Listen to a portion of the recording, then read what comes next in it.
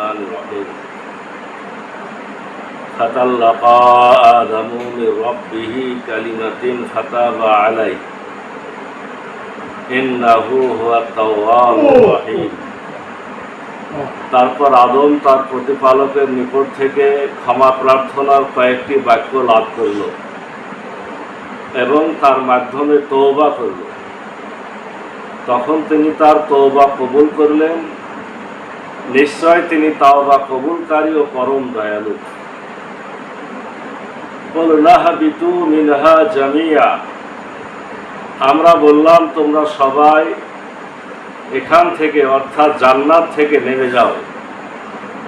ফাইম্মা ইয়াতিয়ান্নাকুম মিন্নি হুদান ফামান তাবিআ হুদায়া ফালা খাউফুন আলাইহিম ওয়ালা হুম ইয়াহজানুন। এরপর আমার নিকট থেকে তোমাদের কাছে পথ নির্দেশিকা যাবে, তখন যারা আমার সেই পথ নির্দেশিকা অনুসরণ করবে তাদের কোনো ভয় থাকবে না এবং তাদের দুশ্চিন্তাগ্রস্ত হওয়ার কারণ থাকবে না। ওয়াল্লাযীনা কাফারু ওয়া কাযযাবু বিআয়াতিনা উলাইকা আসহাবুন নার। আর যারা অমান্য করবে এবং আমাদের আয়াত সমূহকে মিথ্যা প্রতিপন্ন করবে তারা হবে আগুনের অধিবাসী। হুম ফিহা খালিদুন, সেখানে তারা চিরকাল থাকবে। ইয়া বানি ইসরাঈল আযকুরু নি'মাতিয়াল্লাতী আন'আমতু আলাইকুম ওয়াউফু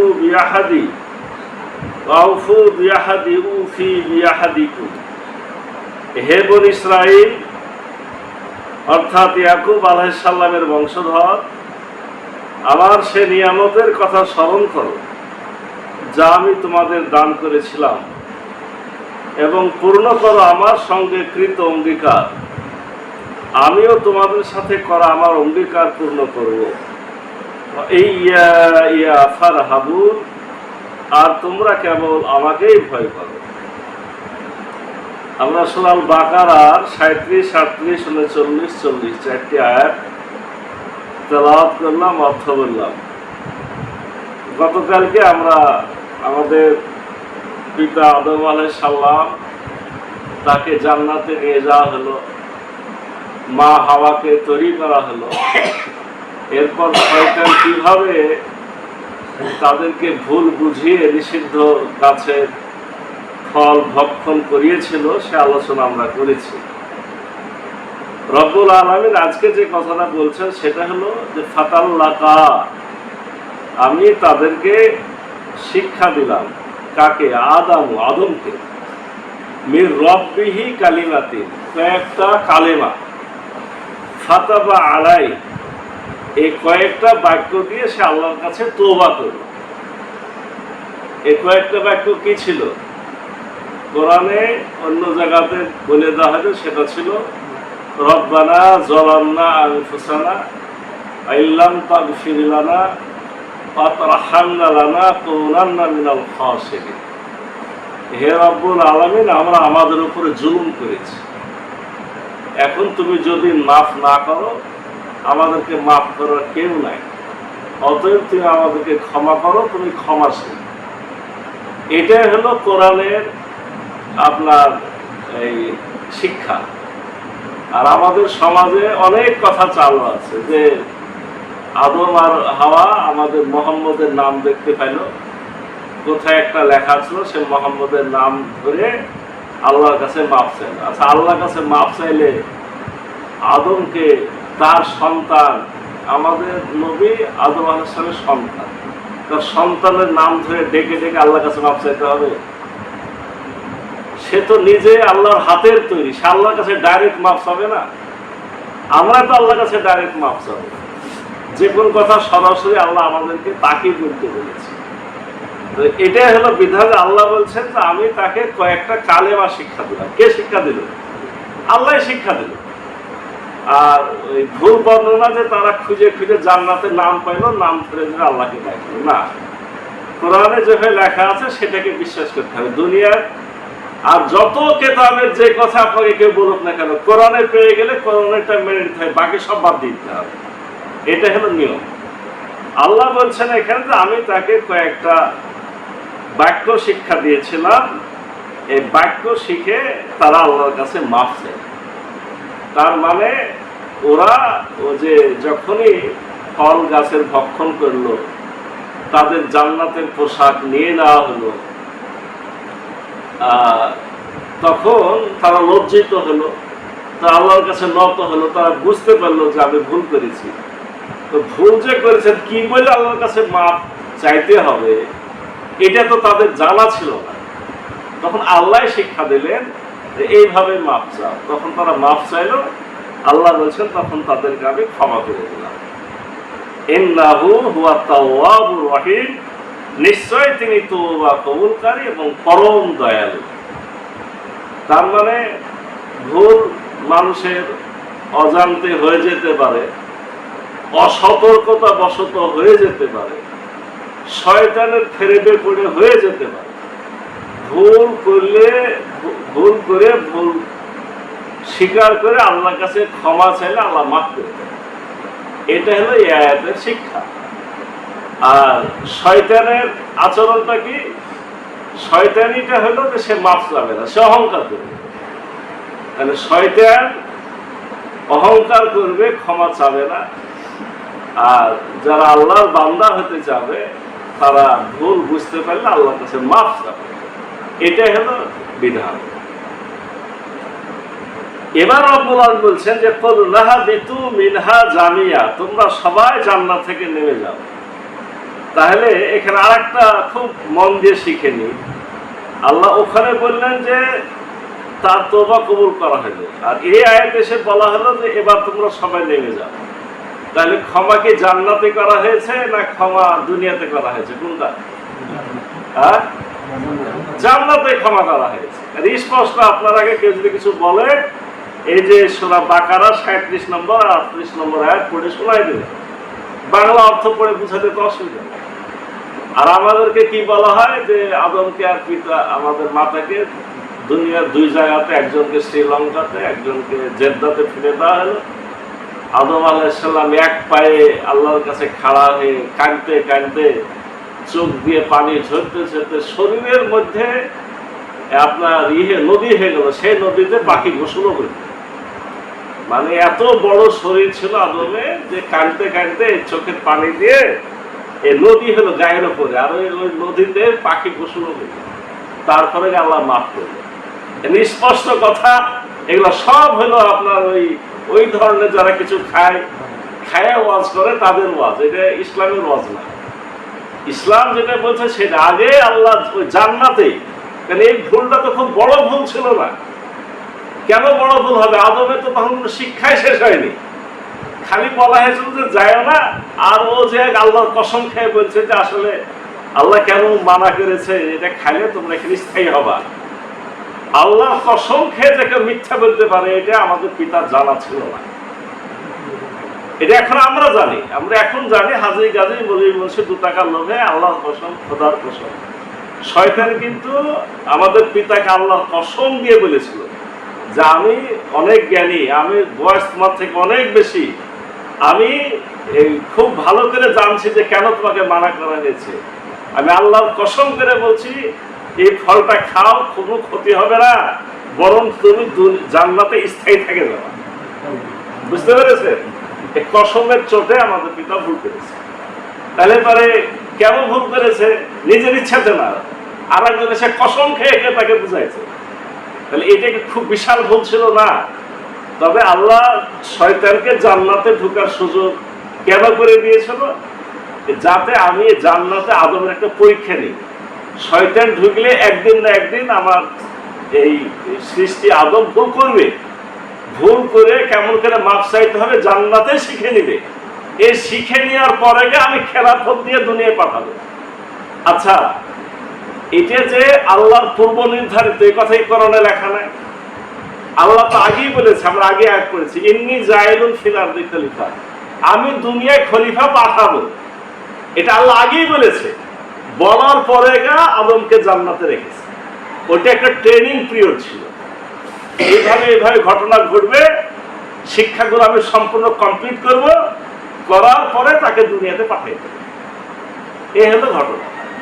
তো এই জন্যে একবারে লাঞ্ছিত হইতে হবে, অপমানিত হইতে হবে, আরো কিছু হইতে হবে। এমনকি আমাদের সমাজে যেভাবে বলা হয়েছে যে তিনি একেবারে উলঙ্গ হয়ে গেলেন, না, পিতাকে সম্পূর্ণ উলঙ্গ করা হয়নি। কারণ জান্নাতে কেউ উলঙ্গ হয় না, কোরআন অন্য আয়াতে লেখা আছে। জান্নাত উলঙ্গ হওয়ার জায়গা না। ওখানে বলতে পারেন যে জান্নাতি চিহ্ন বা জান্নাতের একটা যে আপনার যেমন বড় বড় পুলিশ অফিসার, আর্মি অফিসার কিছু স্পেশাল পোশাক থাকে না, যে এতে তাকে দেখে বোঝা যাচ্ছে যে সে মেজর বা সেটা অমুক, এরকম কিছু চিহ্ন খুলে ফেলা। তিনি লজ্জাতে মুখ ঢেকেছেন, এগুলো ঠিক আছে। একেবারে জান্নাতের মধ্যে উলঙ্গ করে ফেলবে, এগুলা ঠিক না। এগুলো আমাদের কিছু জ্ঞান বিবেক দিয়ে শিক্ষার বোঝার অনেক বিষয় আছে। তাহলে এখানে কি হলো, এবার আল্লাহ বলছেন যে তোমরা সবাই নেমে যাও। সবাই মানে এর আগে এসেছিল তোমরা উভয়ে, মানে সতর্ক করলো যে তোমরা এই কাজ করেছ, তোমাদের এখন দুনিয়ায় যেতে হবে, 36 নম্বর আয়াত। আর 37 নম্বর আয়াতে বলা হলো যে তোমাদের তওবা কবুল করা হলো। আর 38 নম্বর আয়াতে বলা হলো যে এবার সবাই নামো। সবাই বলতে এবার শয়তান সহ, সবাই বলতে 2 জন হলে হুমা আর 3 হলে জামাত দল। এবার তোমরা সবাই নেমে যাও। আল্লাহ নির্দেশ দিয়ে দিলেন, ফাইল্লা ইয়াতিয়ান্নাকুম মিন্নি হুদান ফামান তাবিয়া হুদায়া ফালা খাউফুন আলাইহিম ওয়ালা হুম ইয়াহজানুন। এই কথাটা আমি অনেক জায়গাতে বারবার বলি। সেটা হলো এই তখনই আমাদের পিতা ভয় পেয়েছিল যে আবার শয়তান যাবে। এই একবার জান্নাতে আমাকে আল্লাহর কসম টসম খেয়ে আমাকে ভুল বুঝাইলো, আজ আবার ও যদি দুনিয়াতে আমার কাছে আবার যায়, দুনিয়াতে আল্লাহ আমাকে বিরাট দায়িত্ব দিচ্ছে যে দুনিয়াটা আমি আল্লাহর ইচ্ছা মতো সাজাবো। দুনিয়াটাকে আল্লাহর ইচ্ছা মতো সাজানো, ওই জান্নাত যেমন করে আমার পিতা দেখে এসেছে, এইভাবে দুনিয়াটাকে জান্নাতের মতো করে সাজানোটা হলো খেলাফতের দায়িত্ব। আমি আপনি তো আমাদের সমস্ত দায়িত্ব ভুলে বসে আছি। খেলাফত মানে কি? আল্লাহ জান্নাতে শিক্ষা দিলেন, জান্নাতকে দেখালেন, এবার দুনিয়ায় পাঠাচ্ছেন যে তুমি দুনিয়াটাকে ওরকম জান্নাতের মতো সাজাবা, আর ওখানে আমার বিধান অনুযায়ী সবাইকে চালাবা। যারা আমার বিধান অনুযায়ী চলবে, চালাবে, আমার ইচ্ছা মোতাবেক থাকবে, আমার ইচ্ছা মোতাবেক ফল ফসল উৎপাদন করে ভক্ষণ করবে, তারা ঘুরিয়ে আবার জান্নাতে আসবে। এখন পিতার কথা যে এটা তো আমি করবো, চেষ্টা করবো, আল্লাহ যা ভেবে বলেছেন চলবো, কিন্তু আবার যদি এখন শয়তান যায় তাহলে তো আমাকে আবার ডিস্টার্ব করবে। তখন আল্লাহ বললো যে চিন্তা করো না, আমি হেদায়েত পাঠাবো, পথ নির্দেশিকা পাঠাবো, গাইড বুক পাঠাবো। এই যে আমাদের জন্য কোরআন আমি পাঠাই দেবো। এক এক যুগে এক একটা কিতাব ছিল, যে যুগের যে কিতাব সে অনুযায়ী হিসাব নেওয়া হবে। আমাদের জন্য আমাদের এই কিতাব আল্লাহ পাঠিয়েছে। আল্লাহ কথা বলে যে ভয় নাই আদম, আমি কিতাব পাঠাবো, ওটা দেখে বুঝে নিবে যে কোনটা শয়তানের কাজ আর কোনটা আমার কাজ। এইভাবে চললে কি হবে, তাহলে তোমার কোনো ভয়ও থাকবে না, তোমাদের চিন্তাও থাকবে না। আল্লাহুম ইয়াহজানুন, তোমাদের কোনো চিন্তাও থাকবে না। তাহলে এখন যদি কিতাব না পড়ে তাহলে ভয় চিন্তা আছে, কিতাব অনুযায়ী না চলে তাহলে ভয় চিন্তা আছে। আল্লাযীনা কাফারু ওয়া কাযযাবু বিআয়াতিনা উলাইকা আসহাবুন নার। কি চিন্তা আছে? চিন্তা এই যে যারা এই আয়াতকে অস্বীকার করবে, আয়াতকে মিথ্যা প্রতিপন্ন করবে, কথা কাজের মাধ্যমে আপনার আয়াতকে অমান্য করা, এটা হচ্ছে কোরআনকে মিথ্যা প্রতিপন্ন করা। যারা এটা করবে উলাইকা আসহাবুন নার, তারা হবে জাহান্নামের অধিবাসী। তাহলে আদম হেদায়েত অনুযায়ী চললে ঘুরে জান্নাত পাবা, আর যদি তুমি বা তোমার সন্তানাদি কেউ আয়াতকে অস্বীকার করে, আমার পাঠানো হেদায়েতকে অস্বীকার করে, তাহলে সে হবে আসহাবুন নার, জাহান্নামের অধিবাসী। তাহলে দুই ভাগ তো হইল দুইটা, হয় জান্নাতের অধিবাসী আর না হলে জাহান্নামের অধিবাসী। হুম ফিহা খালিদুন, সেখানে তারা চিরস্থায়ী থাকবে। জান্নাতে আসলে জান্নাতে চিরস্থায়ী, আর জাহান্নামে আসলে জাহান্নামে চিরস্থায়ী। ইয়া বনি ইসরাঈল আযকুরু নি'মাতি আল্লাতী আন'আমতু আলাইকুম ওয়াউফু বিআহদি উফি বিআহদিকুম। হে বনি ইসরাঈল, আমার যে নিয়ামতের কথা, আমার সেই নিয়ামতের কথা স্মরণ করো যা আমি তোমাদের দান করেছিলাম এবং পূর্ণ করো আমার সাথে করা ওয়াদা, আমিও তোমাদের সাথে করা ওয়াদা পূর্ণ করবো। ফারহাবুন, আর তোমরা কেবল আমাকে ভয় করো। এখানে একটা আয়াতই পড়লাম, এটা হবে নতুন আর একটা আলোচনা শুরু। আদম হাওয়ার আলোচনা এখানে শেষ। এখন নতুন যে আলোচনা, আমরা এই সূরা, যেহেতু সূরা বাকারা বলেছি যে এটা হলো মাদানী সূরা। আল্লাহ রাসূল মক্কা থেকে মদিনাতে গেলেন। মদিনাতে যাওয়ার পর মূলত যে একটা শক্তি, বিরোধী শক্তি পেলেন, সে শক্তি ছিল ইয়াহুদি। তারা আবার আগের নবী রাসূলকে মানে, মুসা নবীকে মানে। তো মুসা নবীকে মানে তাদেরই উচিত ছিল আগে আমাদের রাসূলকে মেনে নেওয়া, কিন্তু তারা মানেনি। এই জন্যে সকলের উদ্দেশ্যে আগে আদম হাওয়ার ঘটনা শুনিয়ে দেওয়া হলো। শুনিয়ে দেওয়ার পরে এবার ওই বনী ইসরাইল ইহুদিদেরকে উদ্দেশ্য করে এই কথাগুলো বলা শুরু করা হলো যে, হে বনী ইসরাইল, তোমরা আজকে আমার রাসূলকে মানছ না, আমাদের পাঠানো কিতাব মানছ না। স্মরণ করো তোমাদেরকে দেওয়া আল্লাহর নিয়ামতের কথা। আল্লাহ তোমাদের অনেক নিয়ামত দিয়েছে। এই বনী ইসরাইল কারা? বনী ইসরাইল হলো আমাদের ইব্রাহিম, আপনার ইব্রাহিম নবীর যে দুই ছেলে, একটা ইসমাইল, একটা ইসহাক। ইসহাক নবী, আর এক ছেলে ইয়াকুব, তিনিও নবী। ইয়াকুব নবী যার নাম, তার নামে আর একটা হলো ইসরাইল। ইয়াকুব নবীর যে 12 ছেলে, তার মধ্যে একজন নবী, ইউসুফ নবী। এই 12 জন ছেলে থেকে যত বড় বংশ দুনিয়াতে ছড়াইছে, এটা হলো ইসরাইল, বনী ইসরাইল। এই বনী ইসরাইলদেরকে নিয়ামত কি দেওয়া হয়েছিল? এই নিয়ামত হলো যে 12 ছেলে, এরপরে ইউসুফ নবী থেকে এর পরবর্তীতে প্রায় হাজারো নবী তাদের বংশে জন্ম নিয়েছে, এবং তাদেরকে রব্বুল আলামিন দুনিয়ার মধ্যে শ্রেষ্ঠত্ব দিয়েছে। তাদেরই বংশের নবী মুসা নবী, সে মুসা নবী পরাজিত করেছে, আল্লাহ বিজয় দিয়েছে মুসা নবীকে, ফেরাউনকে ডুবাইছে, এবং তাদের যুগে যুগে বহু নিয়ামত তাদের দেওয়া হয়েছে। আল্লাহ বলছেন, নিয়ামতগুলো তোমরা ভুলে যেও না। আজকে তোমরা যদি মোহাম্মদকে না মানো, কোরআনকে না মানো, তাহলে নিয়ামতের অস্বীকার করা হয়ে যাবে। তোমাদের জ্ঞান, গরিমা, কিতাব, নবুয়াত সব তোমাদের দেওয়া হয়েছিল, এখন তোমরা কেন ভুলে যাচ্ছ? এইভাবে তাদের উদ্দেশ্য করে এখন শুরু হবে ঘটনা। আল্লাহ বলছেন, ওয়াউফু বিআহদি উফি বিআহদিকুম, আর তোমরা আমার সাথে করা ওয়াদা পূর্ণ করো, আমিও তোমাদের সাথে করা ওয়াদা পূর্ণ করব। এই ওয়াদা কি? এই ওয়াদা অনেক হতে পারে, তাফসীরে একটা ওয়াদা গুরুত্ব দিয়ে বলা হয়েছে। সেই ওয়াদাটা হলো, 1 নাম্বার, তাদের বলা হয়েছিল যে তোমাদের পরে আমি আর একজন রাসূল পাঠাবো। ঈসা নবী তো বনী ইসরাইল, তাহলে তোমাদের পরে, ওদের কেতাবে যেটা লেখা আছে, আমরা অন্য তাফসীরে পড়েছি সে কথাটা, যে তোমাদের পরে তোমাদেরই এক ভাই থেকে, তখন বলা হয়নি তোমাদের বংশ থেকে, তোমাদেরই এক ভাইয়ের বংশ থেকে আমি আরো একজন নবী পাঠাবো, তখন তোমরা তাকে মেনে নেবে। এই ওয়াদা তারা যুগে যুগে করে এসেছে যে হ্যাঁ, পরে যে আসবে তাকে আমরা মানবো। মদিনাতে যে ইহুদিগুলা ছিল, তারা বারবার এই কথা তারা নিজেরাই প্রচার করত, একজন শেষ নবী আসবে, শেষ কিতাব আসবে, আমরা তখন বিশ্ব জয় করব, তারা নিজেরাই বলতো। এই ওয়াদা তারা করতো, তাদের কিতাবে এটা লেখা ছিল যে শেষ নবীকে তাদের মেনে নিতে হবে, কিন্তু তারা সেই ওয়াদা রক্ষা করেন। আল্লাহ তাই বলছেন যে তোমরা সেই ওয়াদা এখন পূর্ণ করো, তাহলে আমিও তোমাদেরকে দেওয়া ওয়াদা পূর্ণ করবো। সেটা কি? তোমরা মোহাম্মদকে মেনে নিলে তোমরা আবার দুনিয়াতে সেরা হয়ে থেকে যাবে, আর মোহাম্মদের কিতাব না মানলে তোমরা সেরা থাকবে না। তাহলে তাদের বলা হলো যে তাদেরই ভাই, তার মানে কি? এখানে একটা কথা হলো, তাদেরই ভাই বলতে ওই যে ইব্রাহিম নবীর 2 ছেলে, একটা হলো ইসহাক, একটা ইসমাইল। ইসহাক থেকে বাকি সমস্ত বনী ইসরাইলীদের নবী, কিন্তু আরেক ভাই থেকে গেল কি? ইসমাইল নবী। ইসমাইল নবীর বংশে একটাই নবী, সেটা আমাদের রাসূল হযরত মুহাম্মদ সাল্লাল্লাহু আলাইহি ওয়াসাল্লাম। কিন্তু তাদের ভাইয়ের বংশের লোকের বংশের গরিমা না, আমরা আমাদের থেকেই এই 12 ভাই, আমরা 12 ভাইয়ের বংশ থেকেই আমরা নবী চাই।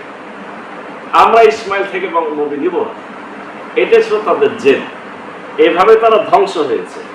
আল্লাহ রাব্বুল আলামিন বলছেন ইয়া ফারহাবুন, তোমরা আমাকেই ভয় করো, তোমরা আমাকেই ভয় করো। বংশ, অভিজাত, নেতৃত্ব, গোত্র, দেশপ্রীতি এগুলার দিকে যেও না, এগুলা খেলে ধ্বংস হয়ে যাবে। আমাকে ভয় করো, আমি যেভাবে বলেছি সেভাবে চলো, তাহলে তোমাদের পরিপূর্ণ হয়। এই আয়াতগুলা তাদের উদ্দেশ্য হলেও কেন এখানে নিয়ে আসা হয়েছে, আমাদের জন্য অনেক শিক্ষা আছে। আসুন আমরা আমাদের পিতা আদম আলাইহিস সালামের ঘটনা জানলাম, আর নতুন ঘটনা শুরু হবে বনি ইসরাইল সম্পর্কে, সে তার প্রথম আয়াতটি জানলাম। এর ভিত্তিতে আমাদের রব্বুল আলামিন জ্ঞানের পরিধি আরো বৃদ্ধি করুন, কোরআনের প্রতি আমাদের আকর্ষণ মহব্বত সৃষ্টি করুন, কোরআনের হেদায়েত অনুযায়ী আমাদের চলা, আমাদের হেদায়েত গ্রহণ করে আল্লাহ তৌফিক দান করুন। সকলকে আল্লাহ। আসসালামু আলাইকুম ওয়া রাহমাতুল্লাহ।